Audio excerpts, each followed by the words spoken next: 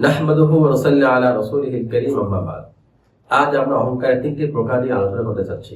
অহংকার বিষয়ে আল্লাহ রাসূল সাল্লাল্লাহু আলাইহি ওয়াসাল্লাম মুসলিম শরীফের 275 নম্বর হাদিসে বলেছেন, লা ইয়াদখুলুল জান্নাতা মান কানা ফি কলবিহি মিসকালু যাররাতিন মিন কিবরিন।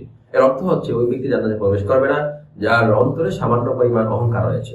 অহংকারের যে তিনটি প্রকার নিয়ে আজ আমরা আলোচনা করতে চাচ্ছি, এর এক নম্বর প্রকার হচ্ছে নিজেকে বড় মনে করা, যেটা আমাদের সমাজের সামাজিক ব্যাধি। 2 নম্বর, অপর ভাইকে ছোট মনে করা, অর্থাৎ আমি নিজেকে বড় মনে করি না কিন্তু অপরকে ছোট মনে করি। এই হাদিসের শেষাংশে আল্লাহ রাসূল সাল্লাল্লাহু আলাইহি ওয়াসাল্লাম বলেছেন, আল কিবরু বাতারুল হক ওয়া গামতুন নাস। অহংকার হচ্ছে সত্যকে প্রত্যাখ্যান করা এবং অপর ভাইকে ছোট মনে করা। তাহলে অপরকে ছোট মনে করা, তাচ্ছিল্যের দৃষ্টিতে দেখা অথবা তুচ্ছ জ্ঞান করা, এটা অহংকারের অন্তর্ভুক্ত। অহংকারের শেষ প্রকার হচ্ছে বিনয়ীদের অহংকার, অর্থাৎ আমি বিনয়ী, এ নিয়ে আমার হৃদয়ে অনেক অহংকার আমি পোষণ করি।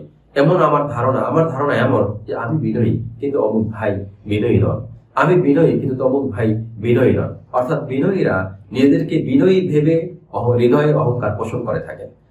এই বিষয়ে কবি মুসা আল হাফিজের একটি বাণী রয়েছে, তিনি বিনয়ী, তা নিয়ে তার অহংকারের শেষ নেই।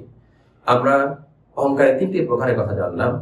আমরা এই অহংকারের তিনটি প্রকার থেকে বেঁচে থাকার চেষ্টা করবো। আল্লাহ তাআলা তৌফিক দান করেন।